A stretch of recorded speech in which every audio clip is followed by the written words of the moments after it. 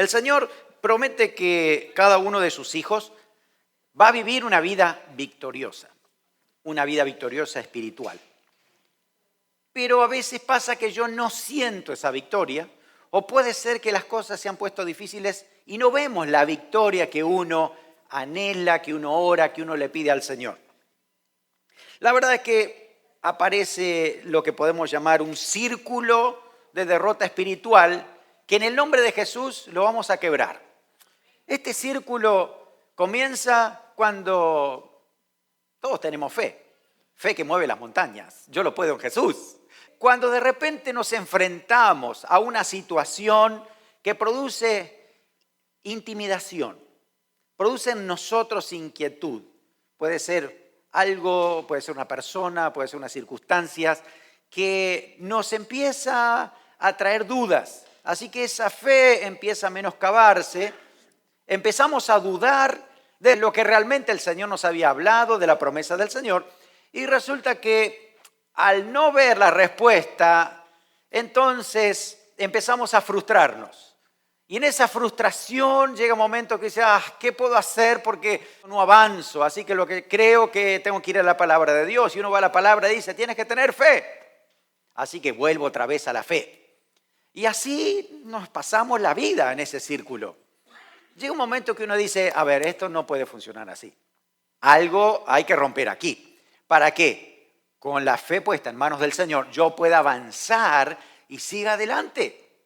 Así que en esa victoria que el Señor nos ha dado, ¿sí? Tenemos que saber que hay algo que no vemos, pero que es real.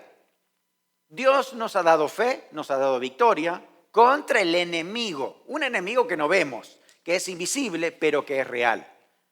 Creo que estamos todos de acuerdo en eso. Leemos la palabra del Señor y nos dice, miren que tenemos una lucha espiritual constante y que uno tiene que estar atento porque esa victoria que el Señor te ha dado no la debes perder, no la puedes perder. El diablo ha venido a matar, hurtar, destruir, pero Cristo ha venido a darnos vida y vida en abundancia.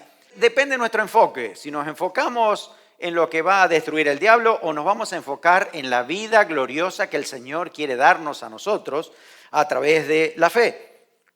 Seguramente vamos a recordar un pasaje que dice, no ignoramos las maquinaciones del enemigo.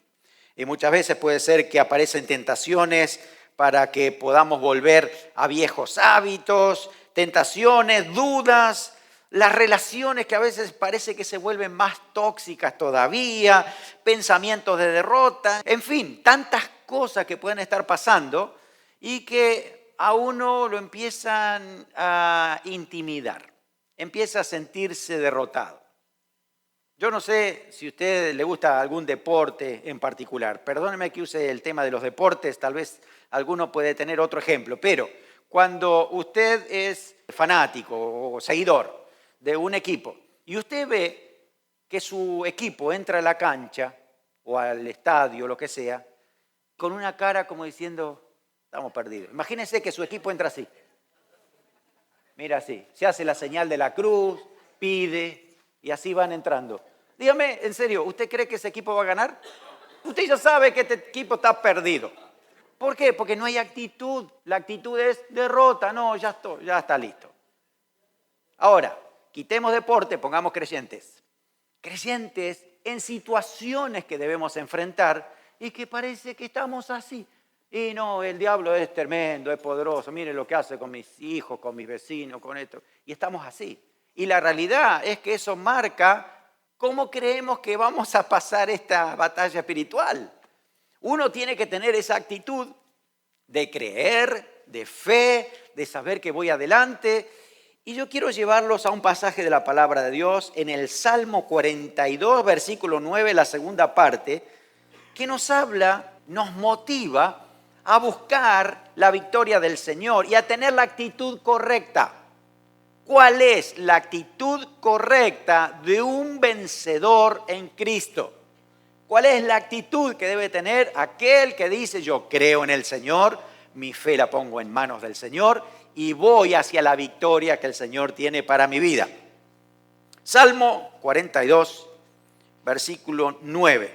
La segunda parte, ahí donde está la pregunta. Vamos a leerlo todos juntos. Dice así: ¿por qué andaré yo enlutado por la opresión del enemigo? ¿Por qué andaré yo enlutado por la opresión del enemigo? Esta es una pregunta que tenemos que analizar. Si usted lee todo este pasaje, piense, este salmista, ¿a quién le hace la pregunta? No le está haciendo la pregunta a Dios. No le está haciendo la pregunta a los hermanos, no le está haciendo la pregunta a los líderes, no. Se está haciendo la pregunta a sí mismo. Y él dice, ¿por qué andaré yo enlutado por la opresión del enemigo? La pregunta que se hace este salmista es, ¿cómo puede ser? ¿Qué me pasó? ¿Cuál es la raíz de esto? Para el cual ando enlutado. Enlutado significa que una persona está de luto. En ese tiempo, una persona que estaba de luto se vestía de ropas ásperas, se rasgaba la ropa, se ponía ceniza en la cabeza, así que era evidente que esa persona estaba de luto, porque había muerto un ser querido y eso significaba que a lo mejor su esperanza se acortó, su amor se perdió, lo que podía haber sido un proyecto con esa persona se perdió. Muchas cosas podrían haber pasado en su mente. El duelo, el luto, era lógico, normal, porque estaba perdido. Ahora el salmista se pregunta, ¿por qué yo tengo que andar enlutado si todavía no murió nadie? ¿Por qué tengo que andar enlutado si todavía no se perdió la guerra? ¿Por qué tengo que andar enlutado si estoy esperando la victoria? La actitud es diferente. Una actitud de luto me está diciendo que yo no creo que Dios pueda actuar aquí. ¿Cómo se manifiesta la actitud de luto? Se manifiesta en la cara, se manifiesta en el corazón, se manifiesta con mis nervios, se manifiesta con las palabras que yo digo a otra persona. Hay muchas maneras de saber si estoy enlutado o no. ¿Por qué andaré enlutado por la opresión del enemigo? Tenemos principios para vivir vidas victoriosas en Cristo y romper este círculo de derrota espiritual. En primer lugar, nosotros tenemos que ser conscientes de la realidad espiritual. Observen ustedes que este salmista dice, ¿por qué andaré enlutado yo por la opresión del enemigo? Tenemos que saber exactamente qué puede hacer y no puede hacer el diablo. La Biblia dice, no ignoramos sus maquinaciones, pero tenemos que poner cada cosa en su lugar. Aquí está diciendo que hay opresión, pero no es lo mismo opresión que posesión. El creyente tiene que andar en victoria y el diablo no puede meterse dentro de un creyente. Es una realidad bíblica. Déjeme contarle algo que me sucedió, mi primera experiencia de enfrentamiento directo con el diablo. ¿Saben cuántos años tenía? 6. Estábamos un tiempo de oración, buscando al Señor en oración. Y de repente, la esposa del diácono, escuche, la esposa del diácono, muchos años en la iglesia, empieza a transformarse. Sus ojos ponerse bien grandes, su voz se vuelve grave y afónica, y empieza a gritar, y nadie la podía controlar. Y empieza a gritar que esta persona es mía. Dice, yo no la voy a soltar y la tengo en mi poder.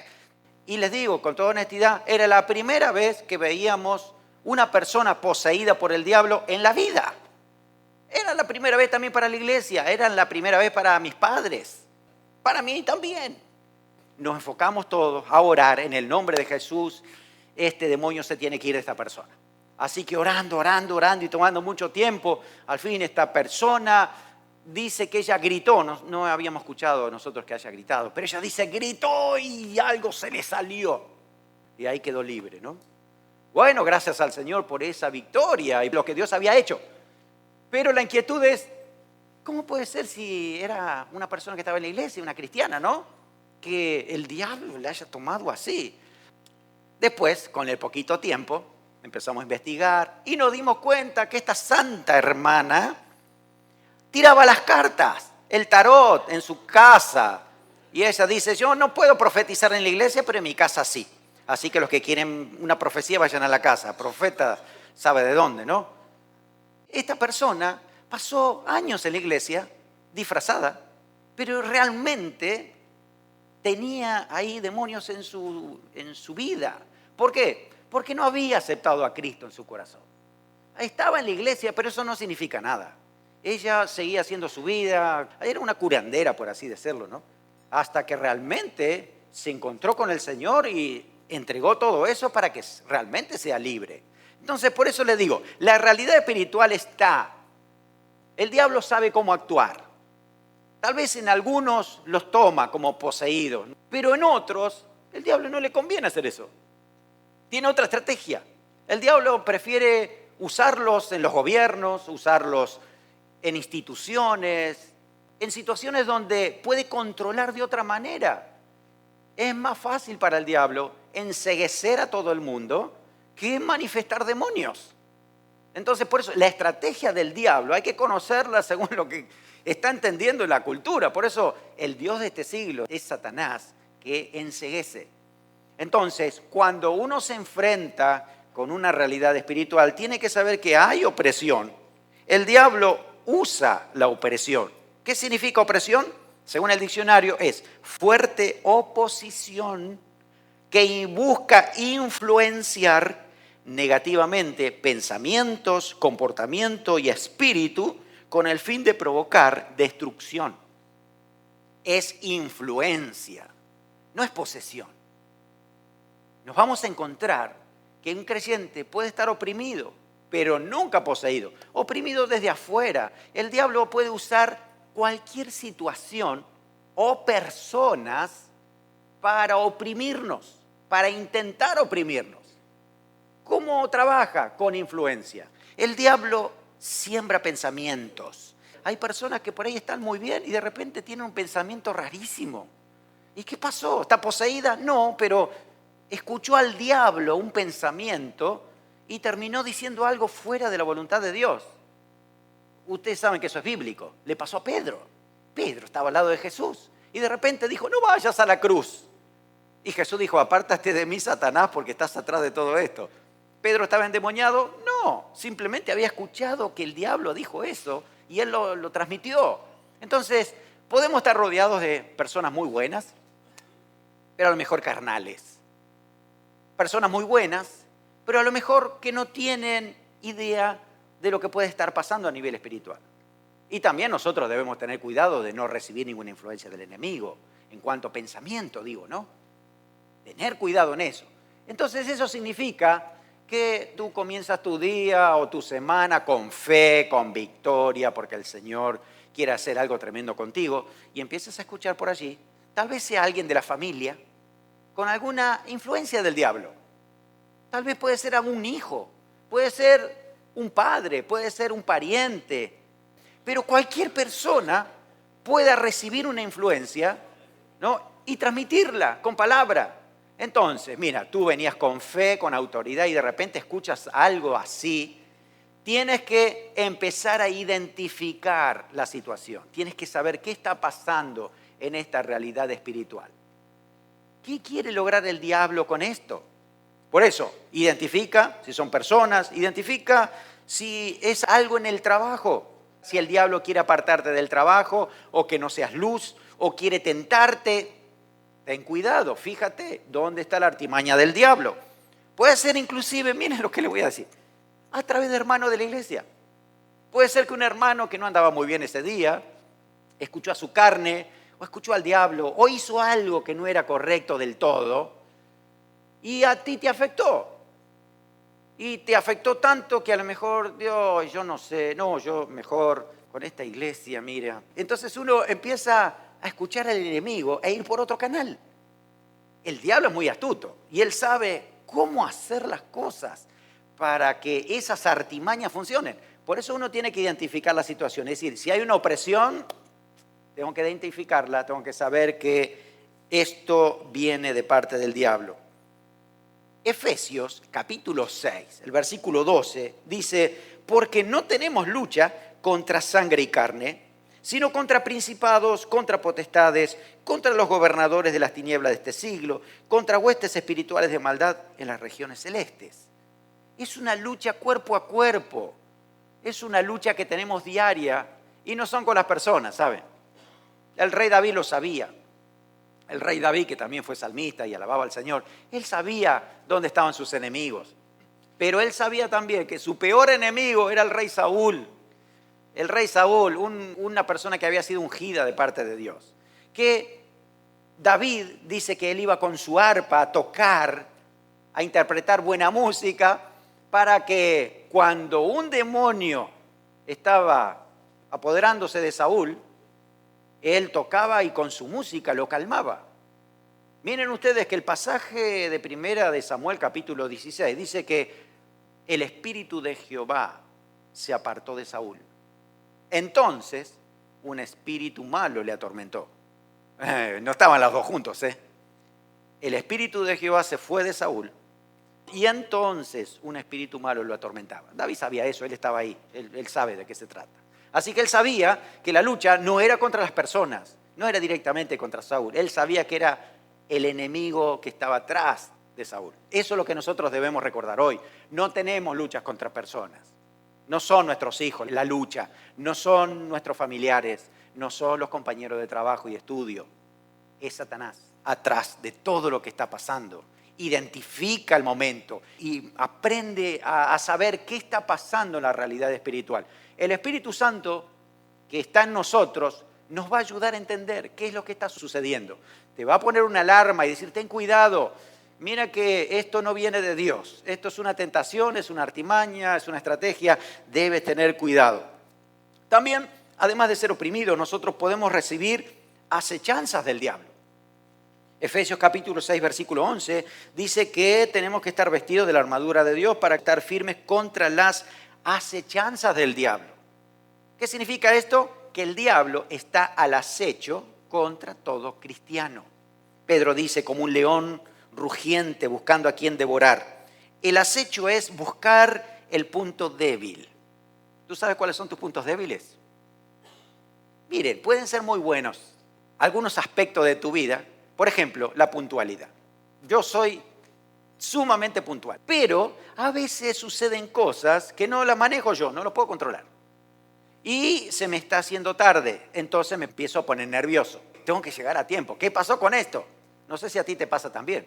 Pero la puntualidad, que es muy buena, puede ser una acechanza del diablo para quitarte paz, robarte el gozo, robarte la dirección del Espíritu Santo. Puede ser que tú eres perfeccionista y le pediste a alguien que te haga algo y que lo haga bien, y de repente te lo hizo, pero mal. ¿Cómo te sientes? Pero mejor lo hubiera hecho yo. Y nos ponemos mal y el diablo aprovecha y ahí empieza a hacer fiesta. Porque sabe dónde puede tocarnos. Por eso, como el diablo anda al acecho, deja que el Espíritu Santo internamente te dé la voz de precaución, de alerta. Ten cuidado, aquí está el diablo a través de personas que quieren sacarte la fe, que quieren sacarte la paz, quiere robarte esto, ¿no? El fin del diablo es que nosotros sin querer le empecemos a dar el control. Y uno dice, no, yo se lo di al Señor. Sí, claro, le hemos dado la vida al Señor. Pero en los pequeños detalles de nuestra vida, a veces no le damos todo el control al Señor. Y si se lo damos a Satanás, él empieza a ganar ese terreno para ver de qué manera nos puede empezar a perjudicar más. Isaías 51, versículo 23, dice una expresión por el cual nos deja saber qué es lo que quiere lograr el enemigo con sus estrategias, sus artimañas. Dice, tus angustiadores dijeron a tu alma, inclínate y pasaremos por encima de ti. Y tú pusiste tu cuerpo como tierra y como camino para que pasaran. ¿Qué está diciendo? El diablo quiere pisotearte. Lo puede hacer por situaciones, por pensamientos o por personas. No estamos diciendo, ten cuidado que no pisoteen tu orgullo, porque el orgullo está entregado, ¿saben? Y si alguien te pisó el callo, y si alguien te pisó el orgullo, amén, que lo sigan pisando, mejor que desaparezca el orgullo. No, ese es el problema. El problema es cuando empiezan a pisotear tu dignidad de hijo de Dios, tu identidad de hijo. Eso sí tú tienes que levantarte y decir, momento. tengo autoridad del Señor, yo sé quién soy en Cristo, por lo tanto, yo no voy a dejar que pisoteen la obra de Dios en mí. Eso es lo que dice Isaías. Cuidado, no pongas tu cuerpo, no dejes que pasen por encima tuyo. Tienes que tomar autoridad en eso y decir, no, esto yo dejo en claro, hay un límite aquí de entender de que Dios está haciendo la obra en mí, por lo tanto, yo le voy a dar la gloria al Señor, no voy a dejar que sea pisoteado el nombre del Señor. En ese sentido. También la Biblia dice que nosotros podemos tener días malos. Hay días que son raros, complicados. Venías bien o intentaste, o no, a lo mejor ni siquiera te sonó el despertador para orar. Y ya no estás en oración, ni pensabas que ibas a ayunar y al final te comiste un sándwich cuando saliste al trabajo rápido porque no llegabas y te agarraron el trabajo, un problema que no te lo imaginabas y te descolocaron. Días malos, complicados, difíciles. Efesios 6:13 dice que debemos nosotros tener puesta la armadura para resistir en el día malo. Hay días que la batalla espiritual parece más intensa, más aguda, como que aquí donde uno tiene que estar bien controlado por el Espíritu para saber que tenemos que movernos en la dirección espiritual. El conflicto se vuelve duro. También la Biblia dice que nosotros podemos ser atacados con dardos de fuego del maligno. Fíjense que son exteriores. Los dardos de fuego tal vez son similares a los que hacían los aborígenes en nuestros países cuando tenían esas flechas que las encendían y las lanzaban con sus arcos para que donde cayera produzca un incendio. Esa es la idea de los dardos de fuego del maligno. Satanás intenta eso contra los creyentes. Como no puede tocarnos de manera directa, entonces lo hace desde afuera. Y a veces uno se encuentra con muchos dardos de fuego, ataques directos contra nuestro testimonio, ataques contra nuestra persona, ataques contra nuestra familia, contra nuestro servicio. Cuando uno se da cuenta de esto, hay una realidad espiritual que está ahí el diablo tratando de que haya un incendio en algún momento, en algún lugar. Entonces, ahí es donde uno dice, aquí viene el diablo, ok, en el nombre de Jesús, yo sé que no va a pasar por aquí, esto no es para mí, tengo armas espirituales que me van a ayudar a saber cómo tratarlo. Así que tengo que, en primer lugar, identificar, darme cuenta, consciente de la realidad espiritual que hay alrededor nuestro. En segundo lugar, tenemos que creer que Cristo ya nos dio la victoria. Un gran problema para los creyentes es que piensan que tienen que ganarse la victoria. Y que tengo que luchar y que tengo que hacer fuerza y que ¿dónde está el diablo? ¿Dónde está el diablo? No lo encuentro, lo tengo que buscar al diablo porque no sé dónde está. No es eso. Nosotros no inventamos la guerra espiritual, no la creamos nosotros. Nosotros no hacemos la lucha. Ya estamos en lucha. Sin querer, queriendo o sin querer como sea, estamos en lucha. Así que es necesario entender esto y para decir, ok, si ya estoy en la lucha, entonces ¿cuál es el fin? Según la palabra de Dios, es que permanezcamos firmes. Que no te muevas de la posición que Dios te dio. Dios te hizo victorioso ya. Por lo tanto, tienes que aferrarte a esa declaración, aferrarte a esa posición que Dios te ha dado en Cristo. Cristo ya derrotó al diablo. ¿Lo saben cuándo? En la cruz del Calvario.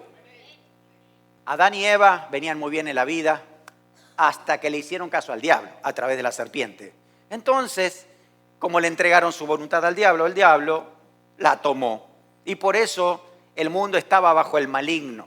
Y no había forma de cómo de rescatarlo, a menos que alguien tomara posesión, autoridad y muriera. Así lo hizo Jesús, ¿no? Y muere en la cruz del Calvario. Y dice que en la palabra de Dios que el Señor desciende a las partes más profundas de la tierra, donde ahí, según la palabra, está el Seol, donde está el lugar de tormento. Y dice que Él toma autoridad allí.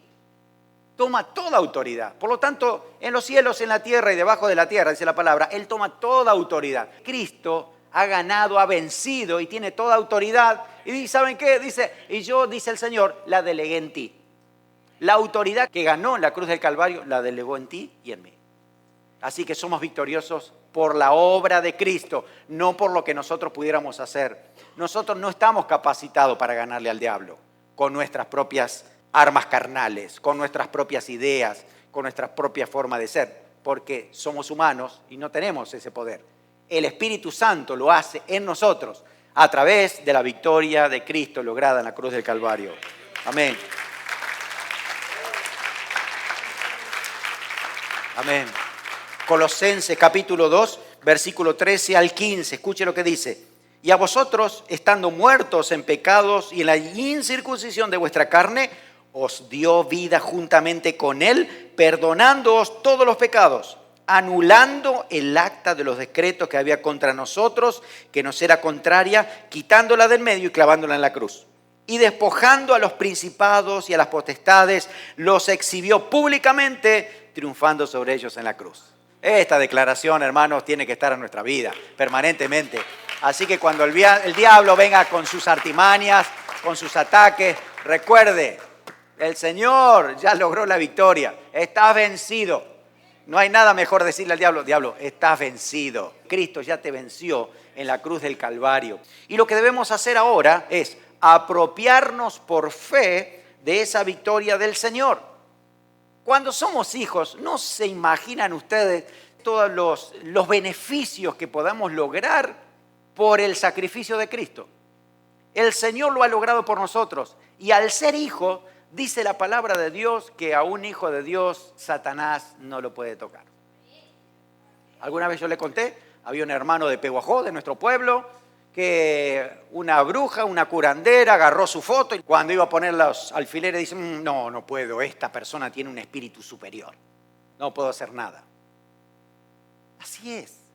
Cuando un creyente está revestido del poder del Señor, un creyente es hijo de Dios, la sangre de Cristo lo ha cubierto por toda la eternidad. Así que el diablo no puede hacer nada contra esa persona, protegida por el Señor. Yo sé que a veces cuando estamos en momentos así, ¿no? Y hay ataques del diablo, uno dice, la sangre de Cristo me cubre. Pero quiero dejarle saber que no es que le va a cubrir en ese momento, sino que usted, desde el día que recibió a Cristo, está cubierto por la sangre de Cristo. Y aunque se olvide de decirlo, usted está cubierto por la sangre de Cristo. Y la autoridad del Señor está delegada ahí. Así que lo que tiene que hacer es recordarlo.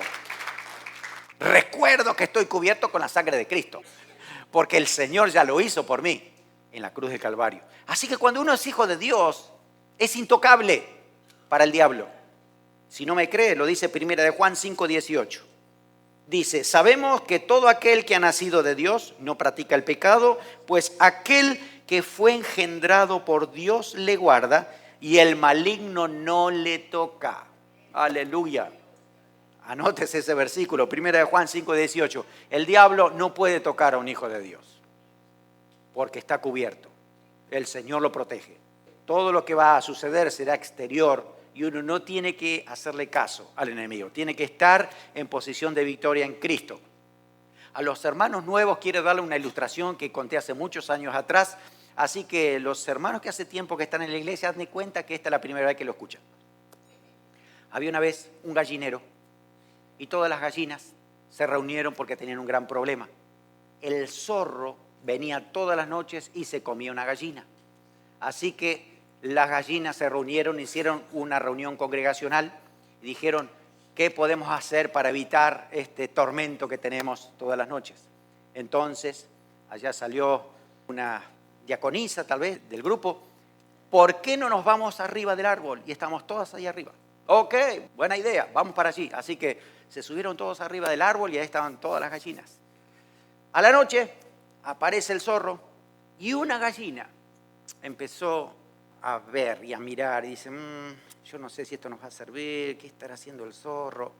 Y el zorro miraba y dice, están todas las gallinas arriba, yo no puedo hacer nada así. Entonces el zorro empezó a dar vuelta alrededor del árbol. La gallina se puso a mirar al zorro. Empezó a mirar a la gallina, mirar, se mareó y se cayó. ¿Y qué pasó?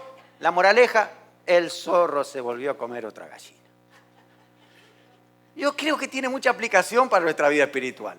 Si nosotros estamos en Cristo, no hay manera de que el diablo llegue, no hay manera de que nos robe ni nos toque. Lo único sería que yo me vaya de Cristo, me salga de Él, que ande en carnalidad, que ande en pecado, que ande en falta de fe, en duda, en incredulidad. Bueno, estamos hablando entonces de una persona que se fue del Señor. Pero cuando estás en Cristo, viviendo como Cristo, como dice en 1 de Juan, andando en santidad y no practica el pecado, Dios le guarda, el maligno no le toca, dice así la palabra. Así que como hijo de Dios tenemos que creer en esta palabra del Señor, es decir, tengo poder del Señor, el Señor me ha cubierto, el Señor me ha guardado, así que yo tengo victoria en el Señor, no le voy a hacer caso a la artimaña del diablo, que dé vuelta a lo que quiera, yo pongo mi mirada en Cristo. Así que ahí es el autor y consumador de la fe, en Cristo. Amén. En tercer lugar, tenemos que tomar autoridad sobre el enemigo. Necesito moverme en autoridad. La palabra está dada, el mensaje es claro, pero yo debo moverme con autoridad porque el Señor lo delegó, el Señor lo ha dado. Dice Lucas 10, 19, escuche este pasaje. Dice, he aquí, dice Jesús, os doy potestad de hollar serpientes y escorpiones y sobre toda fuerza del enemigo y nada os dañará. Pero fíjense cómo comienza, les doy potestad, les doy autoridad. Así que apropiense de la autoridad que yo les doy. Hay momentos en que tú tienes que empezar a usar tu autoridad. Cuando de repente tú veas que hay opresión, cuando de repente alguien en la familia dice, ay no, yo no voy a la iglesia, ay no, yo no quiero ir al retiro, ay no, yo no quiero bautizarme, ay no, yo no quiero servir al Señor. Si vas a la iglesia vas a perder el trabajo, si no vienes a trabajar, y vienen tantos ataques, tienes que tomar autoridad. Tienes que decir, no, en el nombre de Jesús, a ver, entiendo lo que el Señor quiere hacer, entiendo lo que tenemos que hacer como familia, así que en el nombre de Jesús nos vamos a levantar y vamos a movernos en lo que el Señor quiere para nosotros. Alguien lo tiene que hacer. ¿Quién lo va a hacer? El que se mueve en autoridad espiritual. No es lo mismo autoridad que poder. Dios nos dio las dos cosas. Pero necesitamos primero tomar autoridad para saber cómo Dios va a actuar con su poder. A veces le pedimos poder al Señor, pero no sabemos ni cómo manejarlo, qué hacer, cómo movernos. Un juez tiene toda autoridad para meter a alguien en la cárcel. Puede ser que tú y yo sepamos las leyes de memoria y las sepamos mejor que el juez, pero si nosotros no tenemos autoridad para meter a nadie en la cárcel, el juez, además de saber la ley, tiene el poder porque tiene la autoridad. ¿A usted le pasa cuando maneja su carro que hay uno enfrente suyo que hace todo mal? Se atravesó, se adelantó, encima le toca a usted la bocina y le dice cosas a usted. En ese momento le viene el enojo no tan santo, ¿no es cierto? Y uno dice, este hombre tiene que aprender algo. Hay hermanos que tienen el deseo de partirle el carro al otro, ¿no? Pero, a ver, nosotros tenemos el poder de hacerlo, gritarle al hombre, decirle, estás mal, ¿qué estás haciendo? Pero, ¿saben qué? No tenemos autoridad. Nosotros no podemos hacer eso, no somos policía de tránsito. Dios no nos llamó a eso. Eso se encargarán otros. Cualquiera aquí en este país puede comprar un arma y con un arma puede matar a alguien. Eso es poder. Tiene poder en su mano, pero no tiene autoridad. No lo puede hacer. Un policía sí lo puede hacer porque es la autoridad. Lo mismo pasa con nosotros. Tenemos mucho poder. Sí, el Señor está con nosotros. Sí, la palabra de Dios. Tenemos todo el poder. Aleluya, el Señor está con nosotros. Pero, ¿y la autoridad?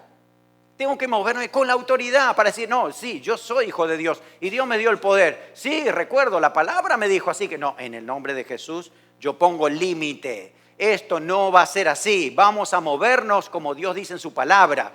Atención, el diablo no se va a mover porque yo lo voy a resistir en el nombre de Jesús. Te estás moviendo en autoridad y Dios va a respaldar esa autoridad con su poder.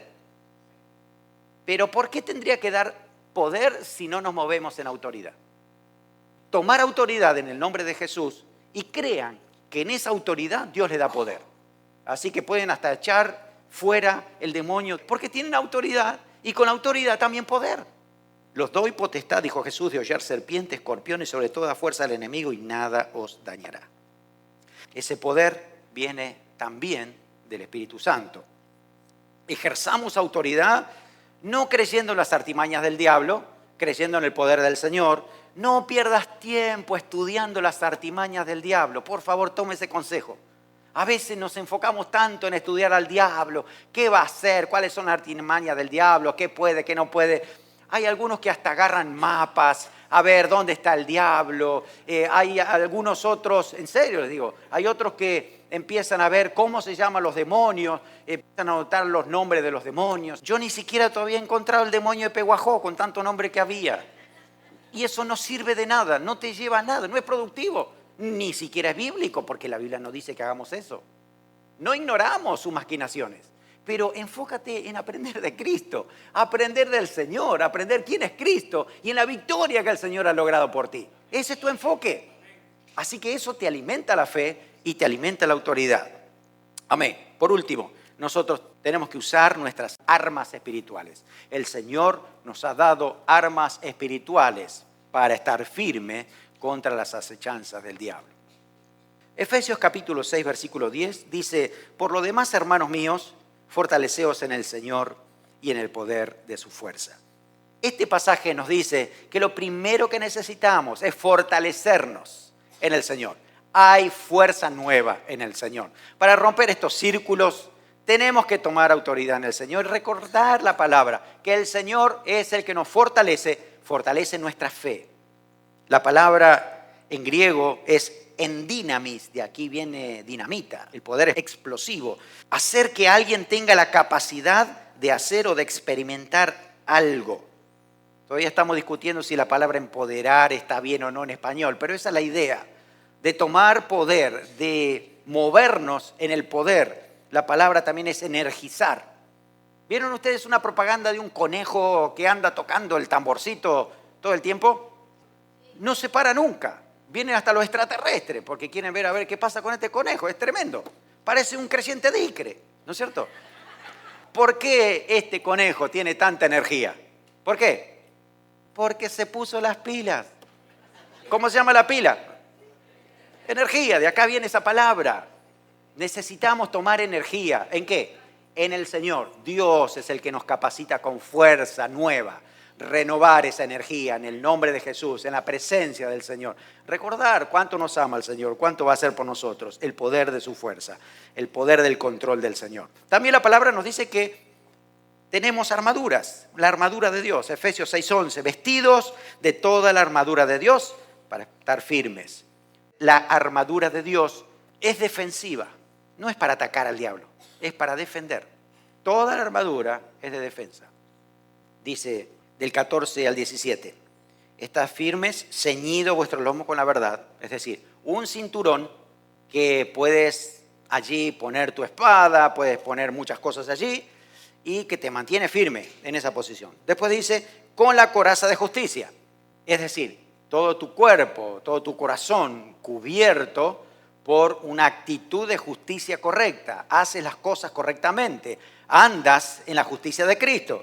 Después dice, calzado los pies con el apresto del Evangelio, zapatos. ¿Y saben que la palabra presto en el original significa zapato con clavos, como para los corredores, esos que se clavan en la tierra para estar firme? Así, ponte eso, zapato con clavos, apresto del Evangelio de la paz.